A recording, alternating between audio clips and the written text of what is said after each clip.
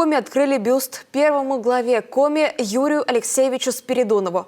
Его установили в Республиканской академии госслужбы. Именно Юрий Алексеевич 18 апреля 1996 года подписал указ о создании учебного заведения. За короткие сроки и в непростое для страны время удалось создать вуз, который до сих пор растит управленческие кадры республики. Бюст Юрия Алексеевича будет здесь всегда. И это история. И вот сегодня эта история состоялась. История памяти человека, о котором мы действительно с вами говорили в день 85-летия, памятной доске.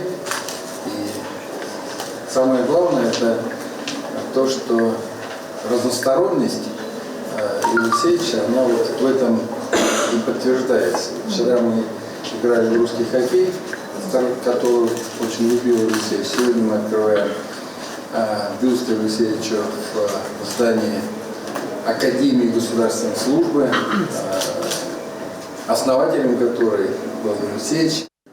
На открытие памятника пришла вдова Юрия Алексеевича, представители законодательной и исполнительной власти и его соратники. Те, с кем бок о бок он проработал долгие годы.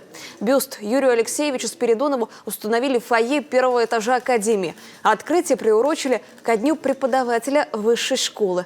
Теперь основатель Академии будет ежедневно встречать студентов и преподавателей учебного заведения.